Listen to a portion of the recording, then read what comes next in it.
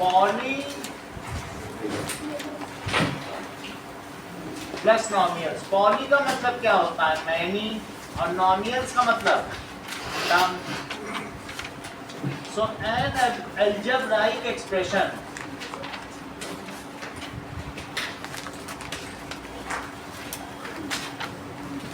containing many terms is called polynomial। कोई algebraic expression होगा उसमें, जैसे हमारे पास ऐसा कुछ हो 2x square plus 3x plus 7, तो इसमें जो x है ये क्या है? दैट इज वेरिएबल है, इसकी तो कुछ भी वैल्यू रखी जा सकती है। x यहाँ क्या है? वेरिएबल। 2 क्या है और 3 क्या है? कोफिशिएंट। तो 2 is coefficient of x square और 3 क्या है? ये भी कोफिशिएंट है। Coefficient of x और 7 क्या है? 7 x to the power 0 का कोफिशिएंट। सही, otherwise it is also called as constant. Constant। ये कांस्टेंट टर्म है। तो ये एक अलजेब्राइक एक्सप्रेशन है। इसमें कितनी टर्म्स हैं? 3। S 3 terms. और कितने वेरिएबल हैं? सिर्फ x एंड 1 वेरिएबल। अदिति, इस वाले में जो वेरिएबल है उसका हाईएस्ट एक्सपोनेंट क्या है? 2। सो हाईएस्ट एक्सपोनेंट कौन सा है?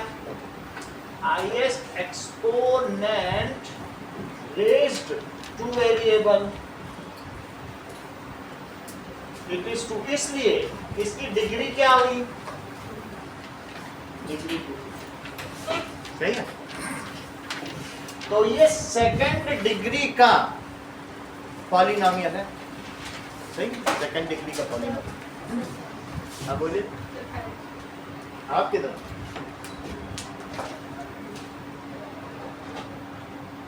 ठीक, और ठीक है, चलो। एनी अलजेब्राइक एक्सप्रेशन जिसमें क्या हो? मैनी टर्म्स हो। जैसे ये देखो, ऐसा भी हो सकता है कि 2x हो सकता है, 2x प्लस 3 हो सकता है, 2x square plus x plus 3 हो सकता है, ऐसा भी और भी हो सकता है 2x cube plus 3x square minus 7x plus 4 भी हो सकता है, ऐसा होता है। अगर मान लीजिए 1 टर्म है तो उसको मोनोमियल कहेंगे, 2 टर्म है तो बाइनोमियल कहेंगे, 3 टर्म है और 4 टर्म है तो क्वाड्रोनोमियल। सही है। Monomial, binomial, trinomial and quadrinomial. अब जरा देखें,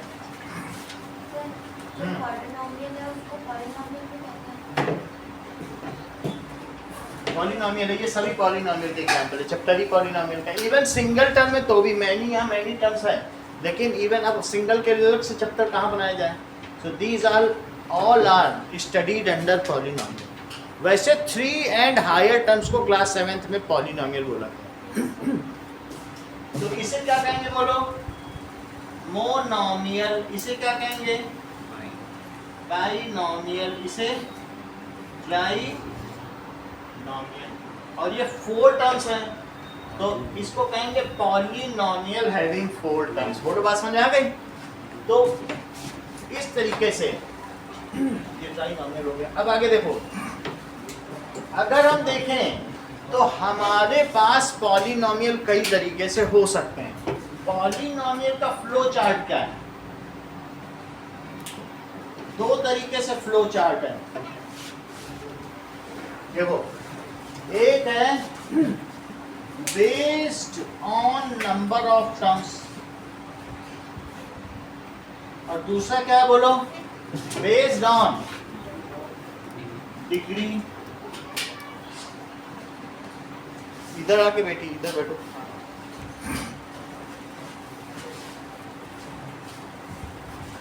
चलो, based on number of terms अभी आपको बता दिया गया है। कौन कौन से बताइए? दैट इज मोनोमियल, फिर बाइनोमियल, फिर ट्राइनोमियल, और फिर आगे आगे पॉलिनोमियल तो हम कही रहेंगे। मोनोमियल में कौन कौन से एग्जांपल्स आएंगे? 7 आ सकता है, 2x आ सकता है, 0 आ सकता है, ये सभी आ सकता है। कुछ आप अपने मन से लिख दें तो आ जाएगा। सही। बाइनोमियल में क्या आएगा? 2x + 3। ट्राइनोमियल में क्या आएगा? 3 टर्म होनी चाहिए। आप ऐसा भी कह सकते हैं x + y + z। बोलो आशीष, इतनी बात समझ नहीं? आशीष नाम है ना बेटा आपका? मेरा हाँ सचिन। सचिन, आपका क्या है? आशीष। इतनी बात समझ में आई? 3 टर्म्स हैं, 3 वेरिएबल्स भी हो सकते हैं। x y z यहाँ पर क्या हो गए? बैक बता दीजिए, कॉपी निकालिए। 3 टर्म्स है तो ट्राइनोमियल कहा जाएगा, और 2 टर्म्स है तो बाइनोमियल। फिर ज़्यादा भी हो सकते हैं, 3 या 3 से ज़्यादा होंगे तो पॉलिनोमियल कहते हैं। 7th क्लास में ऐसे लिखा। अब देखो, बेस्ड ऑन डिग्री, अगर 1 डिग्री की है जस्मिता, जिसकी डिग्री 1 है, डिग्री कितनी हो? 1, तो उसे क्या कहेंगे? Linear polynomial. सही है। तो डिग्री 1 हो तो उसे क्या कहोगे? Linear polynomial. इसमें डिग्री क्या होती है? जरा लक्षिता एक एग्जांपल तो बताओ लीनियर पॉलिनोमियल का। 7x + 2, क्योंकि हाईएस्ट एक्सपोनेंट आपने बता दिया 1 है। अगर डिग्री 2 हो तो उसे क्या कहेंगे? Quadratic polynomial. उसकी कितनी डिग्री होती है? 2। स्नेहा बिश्नोई, एक एग्जांपल दो।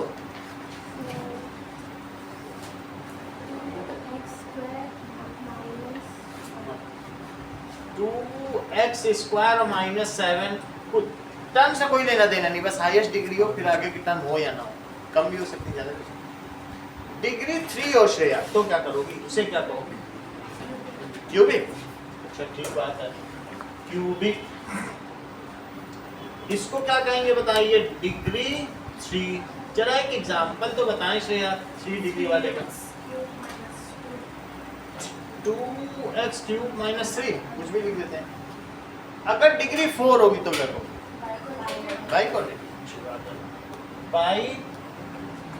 बाइक्वाड्रेटिक। इसकी डिग्री क्या हो जाती है?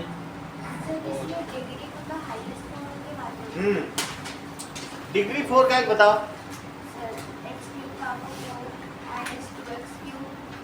-2x³, और भी लिखना हो तो और भी टर्म लिखी जा सकती हैं।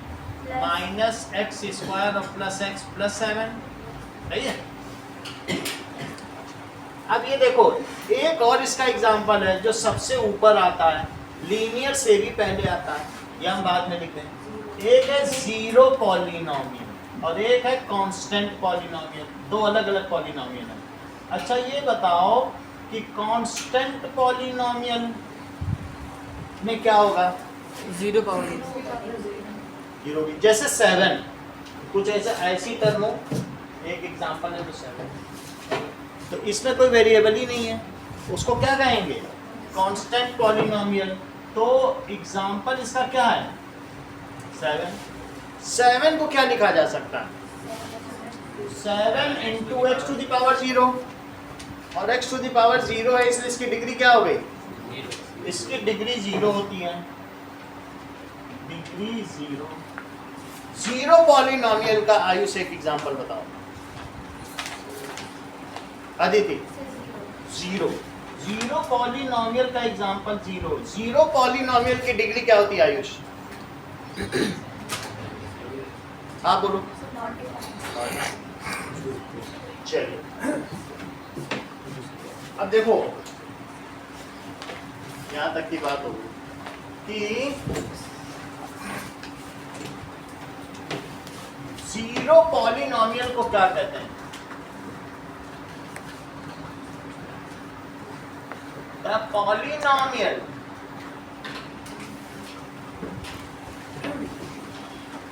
zero itself is called zero polynomial. Zero itself is called zero polynomial. ये क्वेश्चन बहुत बार पूछा गया है. इसका एग्जाम्पल क्या है? सिर्फ जीरो. अच्छा, जीरो को और क्या लिखा जा सकता है? Zero into x to the power 1 लिखा जा सकता है. इंद्रजीत लिखेंगे तो कहेंगे हम तो 100 लिखेंगे, और सचिन लिखेंगे तो कहो इसको 110 लिखे. तो ये तो डिस्प्यूट हो जाएगा, और सभी जीरो हैं, तो इसलिए ये कहा जाता है भाई इसकी डिग्री डिफाइन नहीं है, पता नहीं कौन क्या वेरिएबल लिख दे. सही है कि नहीं? तो इसलिए इसकी डिग्री तो कोई कुछ भी लिख देगा, लेकिन जीरो से मल्टीप्लाइड है तो रहेगा तो जीरो. क्या नाम है बेटा आपका? प्रवीण. कुलवीर. अच्छी बात. सो इट्स डिग्रीज, इसकी डिग्री क्या है? Not define. नोट करो, कुछ पेपर नहीं है क्या आपके पास? चलो, इसकी डिग्री क्या है? अब देखो कांस्टेंट पॉलिनोमियल, ये सब उसी के टाइप का बेस्ड ऑन डिग्री. 6 चीजें बताई आपको. Constant polynomial, Sneha Tiwari constant polynomial को डिफाइन करो.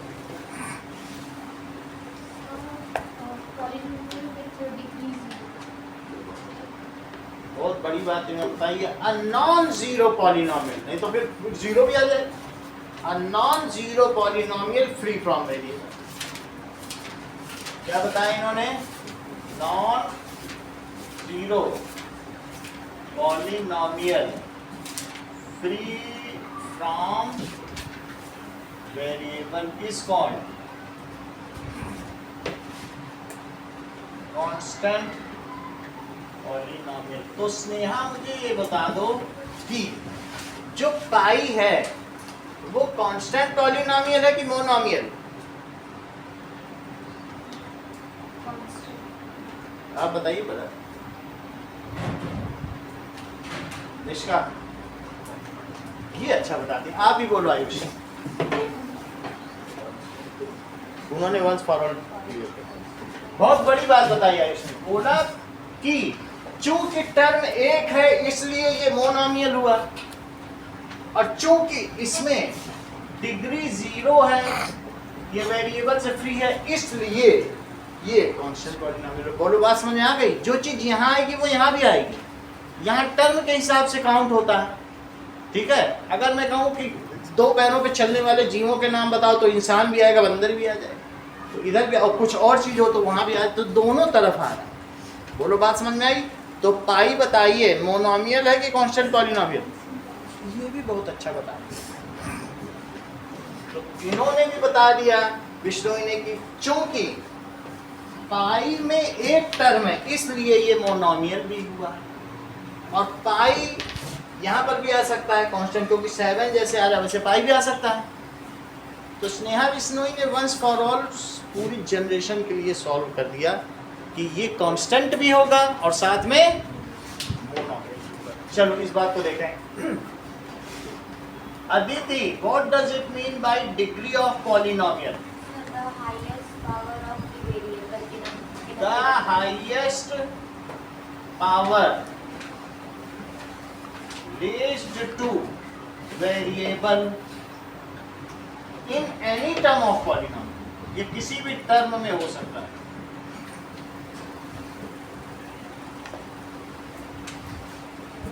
is called, इसे क्या कहेंगे? Degree of polynomial. चेक करें कितनी बात हो गई. तो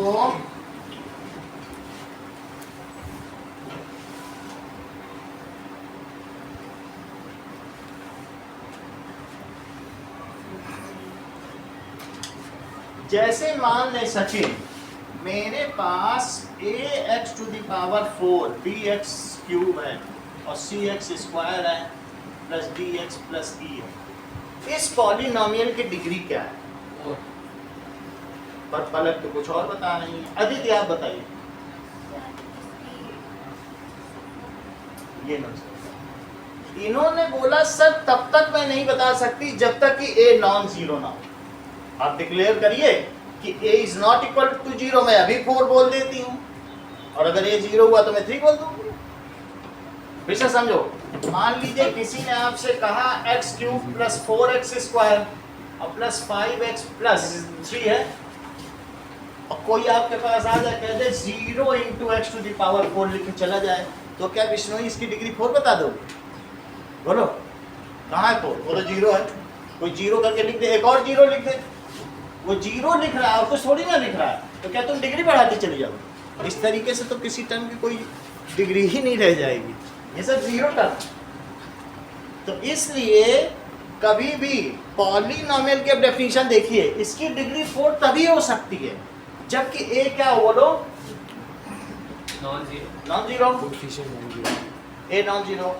तो ये चीज हो सकती है। बोलो बात समझ में आ गई कि it is now 4th degree poly. फिर से समझिए, यहां पर जो A B C D E है, ये क्या है? दीज आर, बोलो ये रेशनल नंबर्स हैं कि रियल नंबर्स हैं? ये क्या हो सकते हैं? इनके कोफिशिएंट और कांस्टेंट टर्म ये सचिन क्या हो सकते हैं बताइए? पॉलिनोमियल की एक शर्त है, इसके ऊपर पावर होगी और साथ में इनके कोफिशिएंट्स है ना। कोफिशिएंट्स क्या हो सकते हैं? रेशनल नंबर्स हो सकते हैं कि रियल नंबर्स हो सकते हैं कि इंटीजर्स हो सकते हैं कि नेचुरल नंबर? बोलो रेशनल हो सकते हैं। हाँ बोलो रियल नंबर्स। दीज आर, वो नहीं तो लिखना पड़ेगा रियल नंबर्स। सही है? फिर से देखो, अब 99% नंबर लाए तो इनकी बात माननी ही पड़ेगी, हमारे पास कोई रास्ता भी तो नहीं। चलिए आगे की बात देखते हैं। पॉलिनोमियल की डेफिनेशन समझो। मान लीजिए a x to the power n, b x to the power n minus 1, c x to the power n minus 2, एक एक पावर कम करता जा रहा है। n तो कुछ भी हो सकता है, तुम 30 30 रख दो, 30 में से एक कम होगा तो 29 होगा, और एक कम करोगे तो क्या होगा? 28। ये घटाता जा रहा हूँ। n तो तुम अपने हिसाब से नेचुरल नंबर रख सकते हो ना, और आगे बढ़ते बढ़ते ये चलते चले जाओ तो ये बढ़ता बढ़ता कहीं तक भी जाएगा, और लास्ट में एक और भी टर्म आ जाएगी, कुछ तक आ जाएगी। It is called nth degree polynomial. ये क्या कहलाएगा बोलो? इस जहां पर a को 0 नहीं होना चाहिए, समझिए श्रेया, ये नहीं होना चाहिए, तभी तो nth डिग्री कहलाएगा। अगर मान लो कोई इसे 0 बना दे तो 0 वाली छोड़ दो, 3rd डिग्री का। सही है? Is called nth degree polynomial where जहां पर a b c are real numbers, ये क्या है? और ये सब क्या है? n minus 1, n minus 2, these are whole numbers, non zero integer. Zero भी हो सकता है, जीरो का कोई मना है क्या? जीरो भी हो सकती है, पावर 1 भी हो सकती है, 2 भी हो सकती है। ठीक है, अब जरा देखिए, find which of them are polynomial.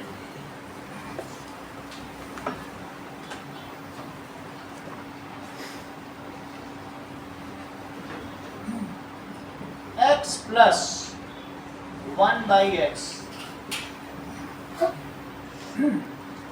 root 2x plus pi. Now x plus y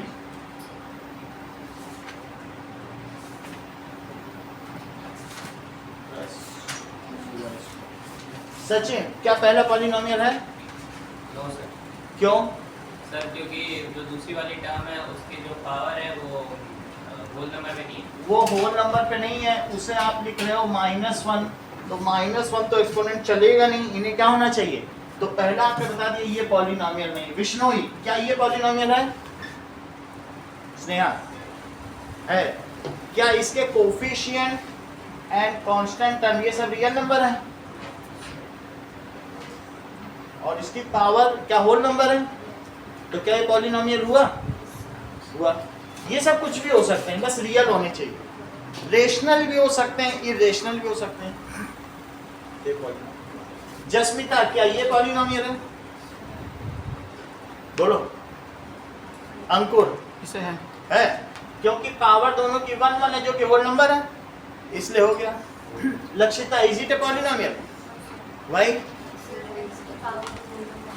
whole number नहीं है तो ये पॉलिनोमियल है। अब देखिए now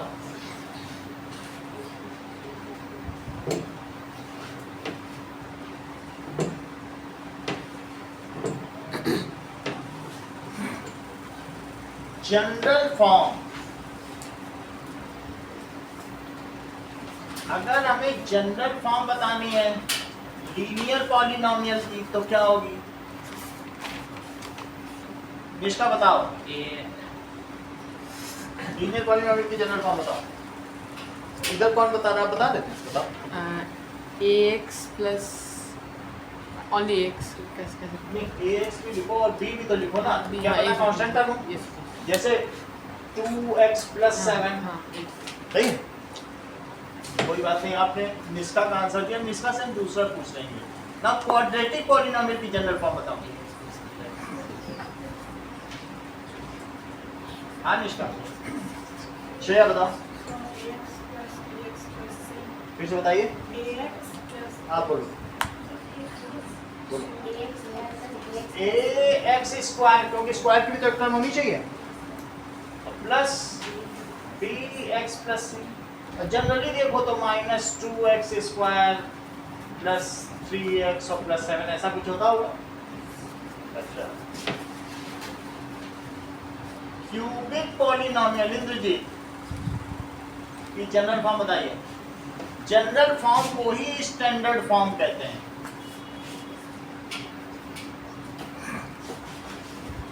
ax square bx cube ए ax square plus bx cube ये अच्छा बताते हैं, पहले हाईएस्ट लिखी जाती है और प्लस c बोलो बोलो plus cx और बोलो, कांस्टेंट टर्म तो बोलो। plus इन्होंने सबसे अच्छा बता दिया। इनका कहना है सर एक को नॉन जीरो लिखते जाओ, नहीं तो क्यूबिक की गारंटी नहीं है। ये बहुत बड़ी बात है अपने आप में। इन्होंने क्या कहा कि सर अगर क्वाड्रेटिक लिखना है तो पहले ए को फिक्स करो, यही खतरा पैदा करेगा। लीनियर लिखना है तो वो बात समझ आ गई, ऐसे हम कर सकते हैं। पहला क्या है, make flow chart of types of polynomial based on number of terms and degree, and write one example of each.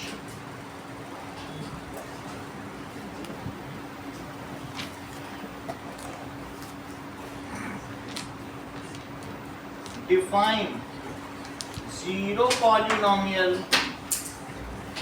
constant polynomial,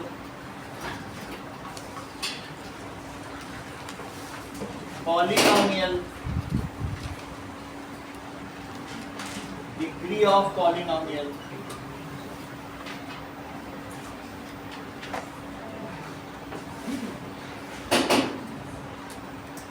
write general form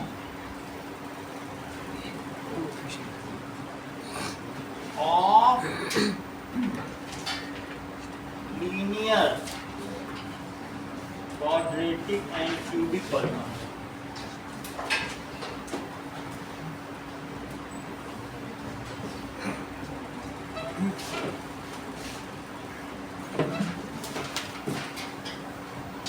The fourth question ये है कि find which of them are polynomial.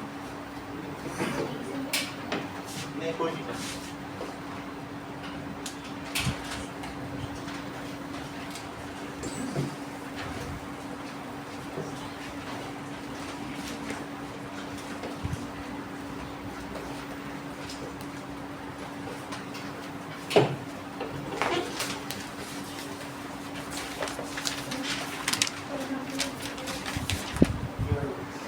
Can be expressed as, polynomial या बहुपद को तुम किस प्रकार से व्यक्त कर सकते हो?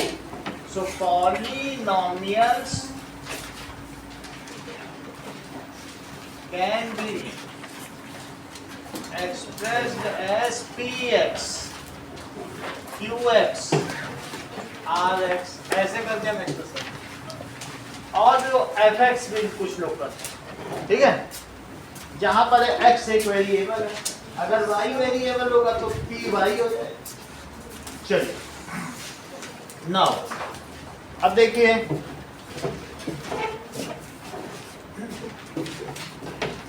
जीरो ऑफ द पॉलिनोमियल क्या होता है?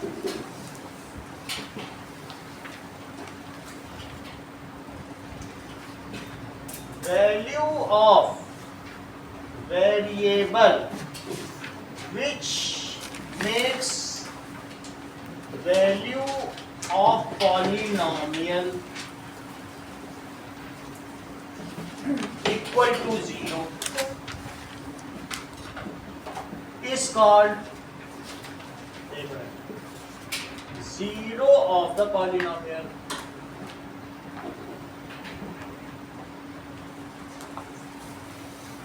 Right. अब देखो जस्मिता, ये मुझे बताओ कि मेरे पास एक पॉलिनोमियल px है जो x प्लस 2 है। इसमें x की मैं ऐसी क्या वैल्यू रख दूं कि ये पूरे पॉलिनोमियल को ही वैनिश कर दे, यानी टर्मिनेट कर दे या जीरो बना दे? x को क्या रखूं कि जो px को जीरो बना दे? 2 रख दें। हाँ बोलो शेर, -2। जैसा जस्मिता ने बताया कि x की जगह क्या कर दें, बताइए, -2 रख दें। रख के देखिए तो px क्या आएगा? जब तुम वैल्यू रखोगे तो यहाँ -2 लिखोगे, x की जगह आप क्या लिखेंगे बताइए? -2। तो यहाँ पर मैं रख रहा हूँ -2 + 2, तो इसकी कितनी वैल्यू आ गई पॉलिनोमियल की? 0। तो हम सचिन क्या कंक्लूड करेंगे? That -2 is 0 of the polynomial. So -2 is 0 of the polynomial. ठीक है, एक चीज और देखें, हमारे पास एक और पॉलिनोमियल है px is equals to ax plus b। तो सचिन मैं इसमें x क्या डाल दूं कि ये px को ही 0 बना दे?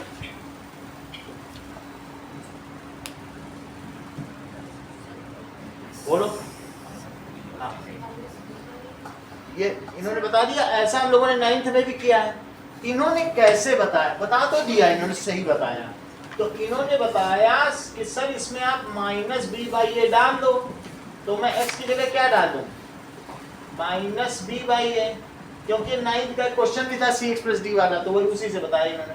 सही है, a से a कट गया और -b + b, तो 0 आ गया। तो क्या लिखेंगे कि -b/a इज जो वैल्यू विष्णोई 0 बना दे उसे 0 ऑफ द पॉलिनोमियल। तो इसने बनाया नहीं 0, इसलिए इसे क्या कहेंगे?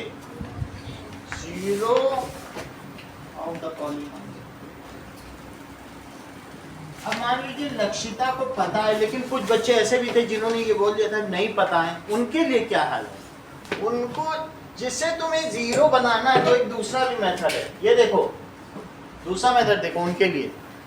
जब तुम्हें इसे तो फाइनली 0 आना ही पड़ेगा, तो इसकी जगह 0 पुट ही कर दो। क्या कर दो? 0 निकालना हो 0 ऑफ द पॉलिनोमियल, तो px को ही 0 रख दो। रखो जरा, इसको क्या लिखेंगे? ax + b, और इसकी जगह क्या पुट कर देंगे? 0। तो ये क्या आ गया? ax + b। फिर b को उधर ले जाओ, तो b उधर जाके -b हो गया। फिर a को उधर ले जाओ, तो क्या हो गया? -b/a, और यही हो गया 0 ऑफ द पॉलिनोमियल। इसे क्या कहेंगे?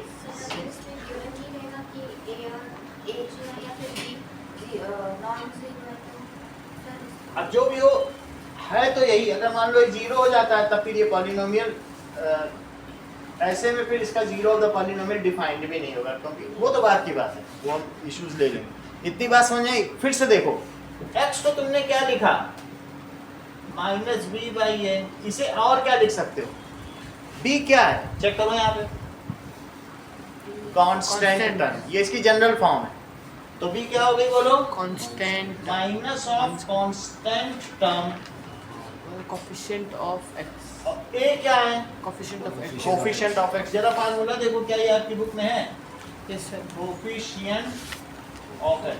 तो हम क्या कहेंगे, जो लीनियर पॉलिनोमियल होगा उसका जीरो कैसे निकालोगे, that is minus of constant term upon coefficient of x। ये ठीक है, चेक करिए, क्वेश्चन पूछा गया है कि px is equals to √2x plus pi. तो आशीष मुझे ये बता दो इसका जीरो ऑफ द पॉलिनोमियल क्या होगा। इसमें आपके पास कांस्टेंट टर्म भी है, कोफिशिएंट ऑफ x भी है, जरा इसमें पुट करो और निकाल के मुझे बताओ कि ये क्या है। तो दैट इज, यहाँ पर क्या वैल्यू आगे बताइए, this value is called zero of the linear polynomial. x की ये वैल्यू आ गई, it is called zero of linear polynomial. हाँ बताइए, ये बहुत अच्छा बता दिया, इन्होंने क्लियरली बोल दिया sir x is equals to, ऊपर कांस्टेंट टर्म थी तो तुरंत उन्होंने पाई रखा, और कोफिशिएंट ऑफ x ये भी ये जानते थे √2, और तुरंत क्लास में इंप्रेशन जमा दिया आपने, है बड़ी बात की नहीं। ये पकड़ लिए कि सर आपने कांस्टेंट टर्म लिखा है तो मैं ऊपर पाई बोलूँ, और कोफिशिएंट ऑफ x जैसे ही मैंने कहा कि नीचे रखना है तो इन्होंने √2 रख दिया, और क्या बता दिया, it is called this is the zero. और रख कर देख लें जरा, वेरीफाई तो करें। तो वेरीफाई कैसे करेंगे, अब आशीष का ये क्लेम है कि सर मैंने -π/√2 बताया है, जरा वेरिफिकेशन तो करो, is zero of polynomial. So verification,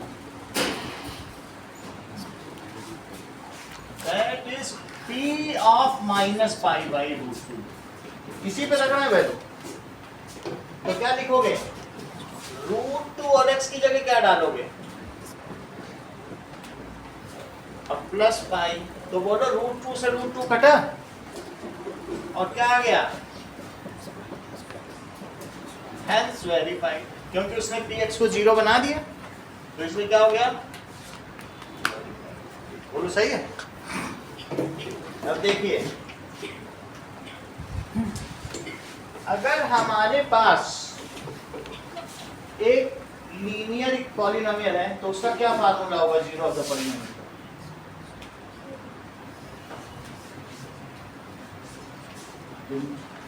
इस चीज को एडहियर ही नहीं कर पा रही हो, अंदर ही नहीं जा रहा, तो बोलो क्या फार्मूला होगा, ये जीरो ऑफ द पॉलिनोमियल का फार्मूला बताओ, बोलिए। ये फार्मूला चैप्टर में आगे, पहले चैप्टर पहुंचने के लिए ये फार्मूला। अभी आपने देखा नहीं आशीष से कितना क्विक विटेड था, तुरंत बताया। बोलो बात समझ में आई कि नहीं, minus of constant term in coefficient of x, इतनी बात समझ आ गई। आगे ये कैसे निकाला, जीरो रख दिया, और जो वैल्यू आई b क्या था, यहां से देखो कांस्टेंट टर्म, a क्या था बताओ यहाँ पे, coefficient of x।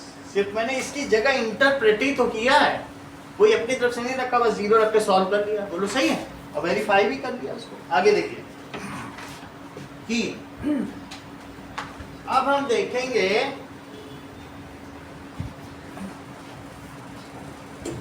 Linear polynomial के बारे में कुछ बातें।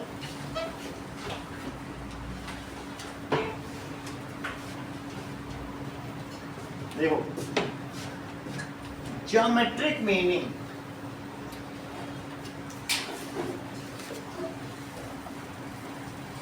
Of linear polynomial.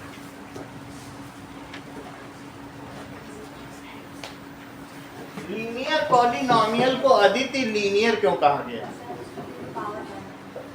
इन्होंने क्लियरली बता दिया, क्योंकि इसका ग्राफ लाइन बनता है इसलिए इसे लीनियर कही। बहुत बड़ी बात इन्होंने कही है। अब इस चीज को हम समझे भी कि क्या कहा।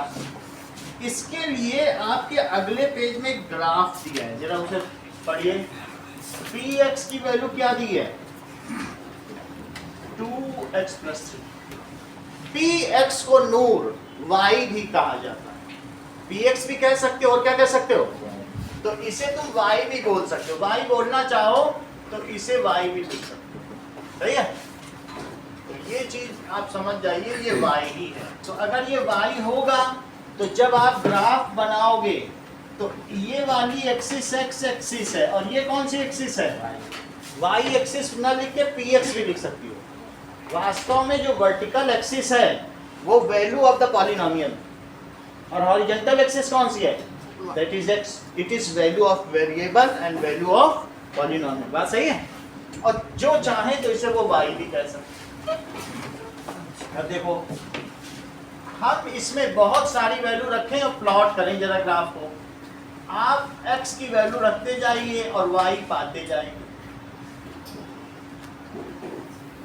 y भी लिख सकते हो या px भी लिख सकते हो, जो मर्जी वो लिख लो। चलो x की वैल्यू अगर हम अंकुर 0 रखेंगे, जरा 0 रखो, बोलो y कितना आएगा? सर y आ जाएगा -3/2। ये बहुत तेज है पढ़ने में, तुरंत ये बता दिए कि सर अगर आप 0 रखोगे तो 3 आ जाएगा। सॉरी कोई बात नहीं, दैट इट इज कम्स 3। ओ मान लीजिए इतनी बात समझ आ गई।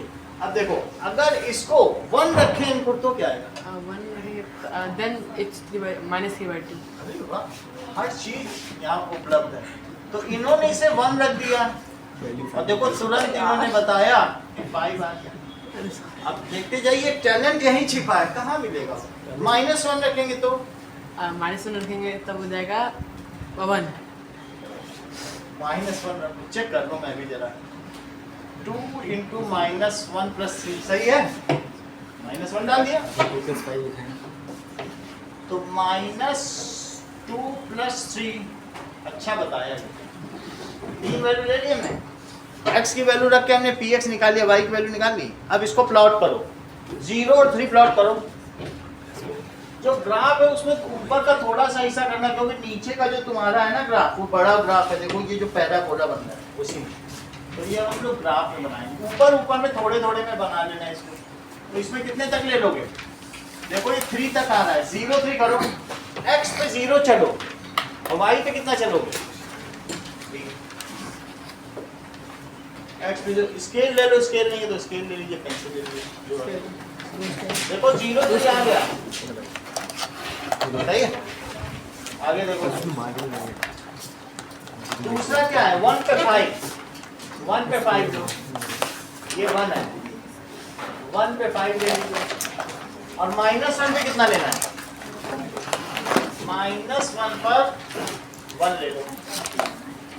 3 पॉइंट हो गए, एक -1 पर 1 और एक क्या बताइए 1 पे 5। पेंसिल है तो पेंसिल हम दे दें किसी के पास।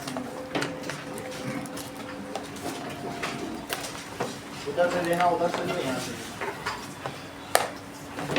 चलो 3 पॉइंट हो गए, आगे बढ़ते हैं।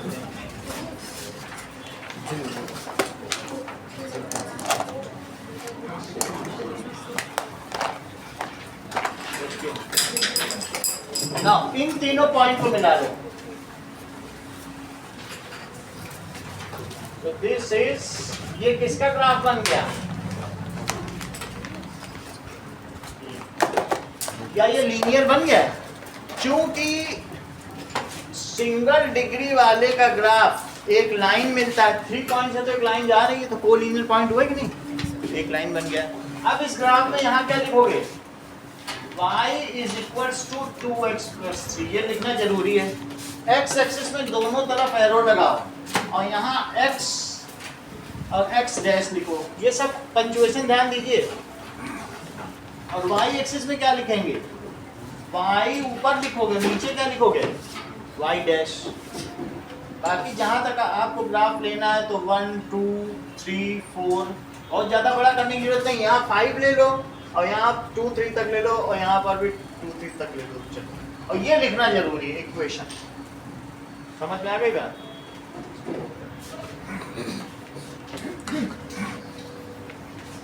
जैसा जैसा मैंने बताया है वैसा वैसा आप करें। 1 2 3 4 फाइन ग्राफ बनाएं और जमा करें। अभी 2 ग्राफ बनवाएंगे, इसी में दूसरा भी बनवाएंगे।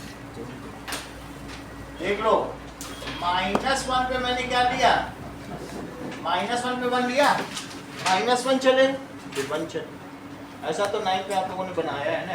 तो और ये देखो 0 पे 3 चले, x एक्सिस पे 0 पे 3 चले और 1 पे 5 चले, तीनों को मिला दिया। यहाँ तक सचिन कुछ पूछना है कि समझ में आ गई बात? सर आगे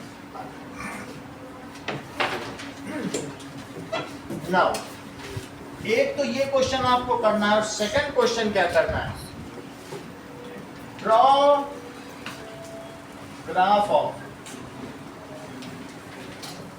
2x - 3। ये अपने मन से करना है। उसी के पीछे आप ऐसा टेबल बनाइए और ग्राफ बनाइए, दोनों जमा करके जमा कर दीजिए। एक ये वाला करो,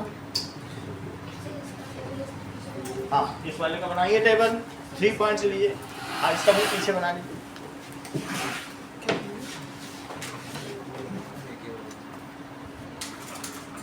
ये तो बना हुआ है हाँ ये तो बना ही दीजिए।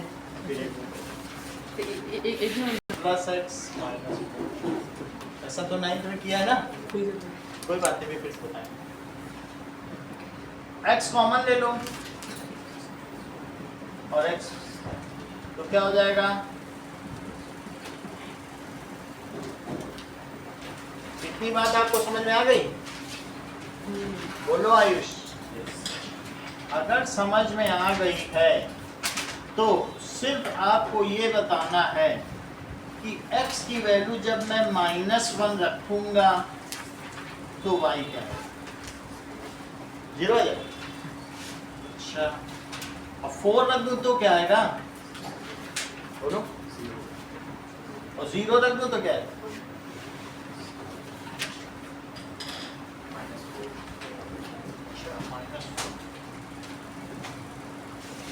-1 रख दूं तो क्या है,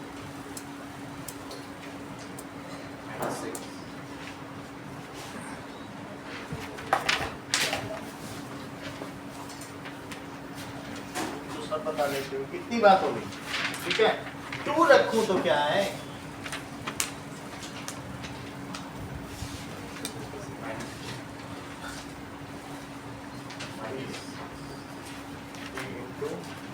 कितना आएगा बोलो, 2 पे -6, सही है।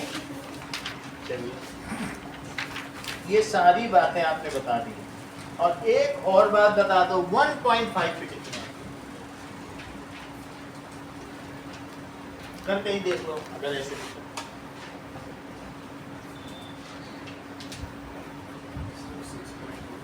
कितना 6 पॉइंट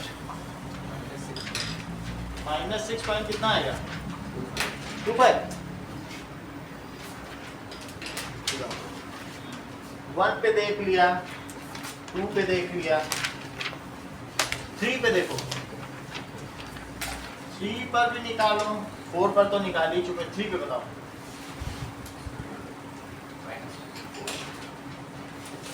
थ्री पे -4, 4 पे निकल चुकी है, 5 पे वैल्यू बताओ, 5 पे 6 हो गई। लगभग आपने सभी पे वैल्यू बता दी है। -2 पे भी बताओ,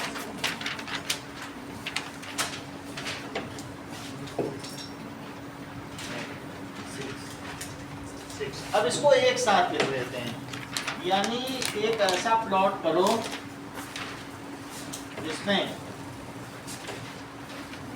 -2 -1 0 1 2 3 4 5 और एक मैंने अपने मन से वैल्यू ली 1 पर। इन सब की वैल्यू लिख डालो जो यहाँ पे और इसकी प्लॉटिंग करो।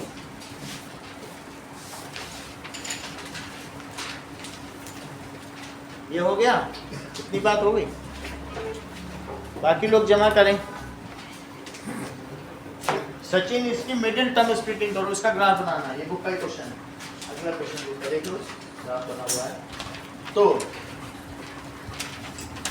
जैसे 9th में मिडिल टर्म स्प्लिटिंग करते थे वैसे ही मैंने की। अब अगला क्वेश्चन देखो,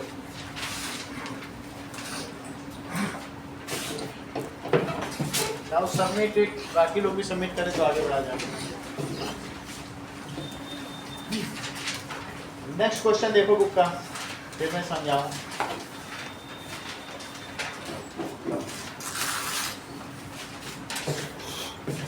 हो गया? बाकी लोग जमा करते हैं।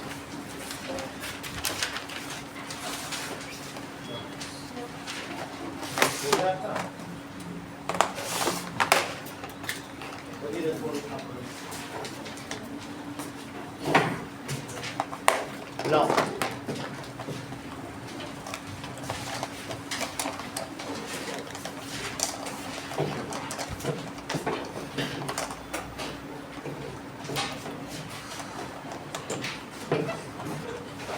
बाकी लोग भी देख लें, वीडियो ऑन कर दीजिए। अगला उसको रख लो, बाद में कर लेना।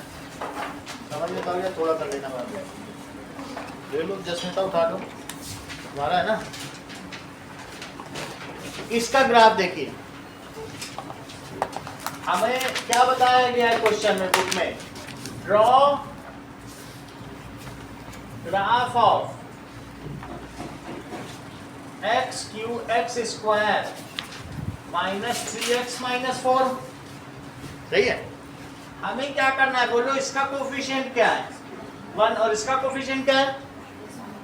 हमेशा इसके और इसके कोफिशिएंट का मल्टीप्लाई किया जाता है। करो, 1 को मल्टीप्लाई करो -4 में, कितना आ गया -4 को ऐसे दो पार्ट्स में तोड़ो जिनका सम बीच वाला आता हो और उनका प्रोडक्ट ऊपर वाला आता हो।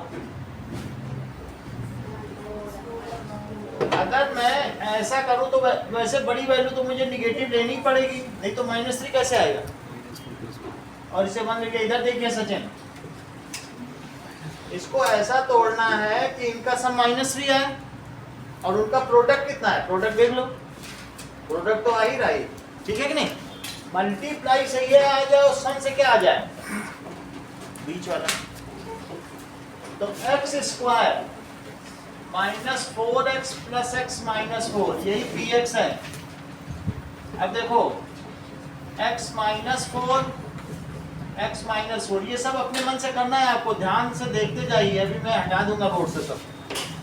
समझ में आ गई? यहाँ तक तुमको समझ में आया कि किस तरीके से तोड़ा है। अब इसको लिखो x + 1 और इसे क्या लिखोगे बोलो। ये मैंने जो हमारी क्वाड्रेटिक इक्वेशन थी, लीनियर का तो तुमने देख लिया, अब क्वाड्रेटिक का देखना। ये बताओ इसमें मैं x की ऐसी क्या वैल्यू रख दूं कि ये 0 हो जाए। -10। अब भी बोलो इंद्रजीत क्या रखें, देख के बताओ। ये बिल्कुल सही कह रहे हैं, -1 रख दो तो एक ब्रैकेट 0 हो गया। और कह रहे सर आप 4 भी रख दो तो दूसरा bracket 0। If any number of the product is 0, then the product is 0.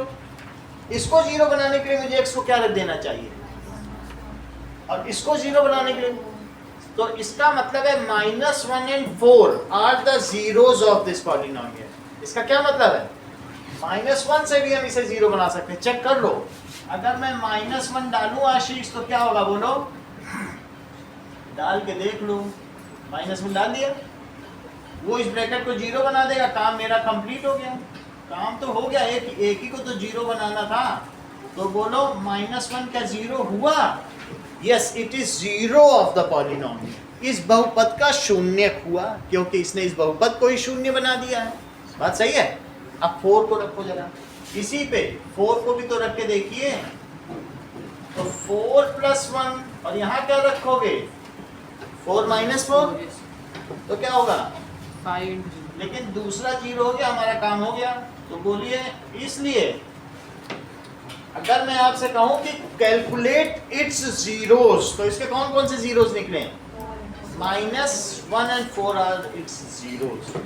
This implies -1 and 4 are its zeros. अब फिर से इस पर आ जाओ, तुम्हारे पास क्या क्या है? p x की क्या क्या वैल्यू है बोलो? x + 1 और x - 4। इस चार्ट को फिल करेंगे एक एक करके। लक्षिता बताती जाओ। पहले -2 रखो, उस पर मन में रख पाओ तो मन में सब, आयुष ने तो सब मन में रख के बता दिया। आप भी थोड़ा बताने की कोशिश करो। मान लो मैं -2 रखूं तो बता पाओगे क्या आएगा? ऐसे रखो जरा। अब सामने, अब तुम्हें पता चल जाएगा। बताओ कितना आएगा -2 पे? 6 आएगा। बिल्कुल सही बात आपने कही है, -2 पे 6। अब -1 पे रखो जरा। चलो एक वैल्यू तो आपने निकाल ली, इसको आपने 6 कह दिया। -1 रखो, अभी तो रखा था, क्या आया था बोलो? 0 आ गया, यही 0 था। 0 रखो निष्ठा जरा। मैं आपको यहाँ रख के भी दिखाता हूँ, थोड़ा सा मुझे बताओ। 0 रख दिया, बोलो। -4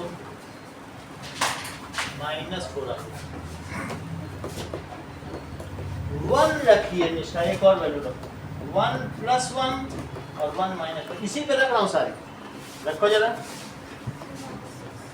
है ना? 2 × -3, सही बताया आपने। इंद्रजीत 2 रखो जरा, इसमें 2 रखो। 2 + 1 और 2 - 4 रख के देखो। 6 आ गया, चेक करें।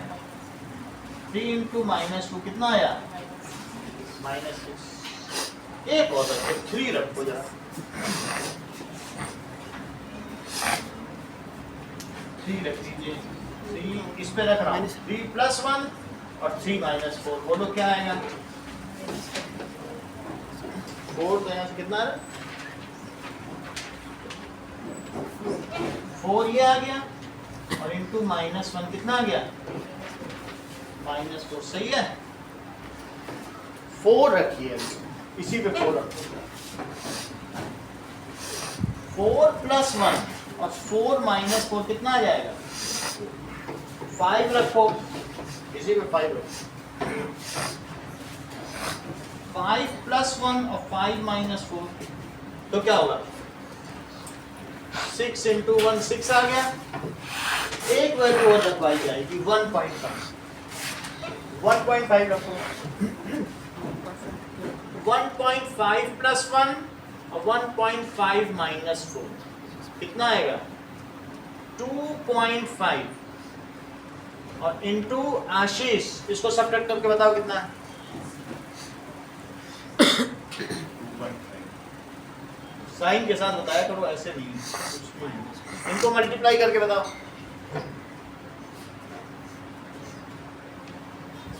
बोलो। -6.25। इतनी बात हो गई। ये सारी वैल्यू तुम्हारी बुक में भी की गई है, जो हमने कर, समझ आया? ये प्लॉटिंग की गई है और सारी वैल्यू यहाँ दिख रही नहीं। यहाँ देखो, पूरा लिखा, यही वैल्यू है सारी। अब देखो, अब एक ग्राफ बनाओ।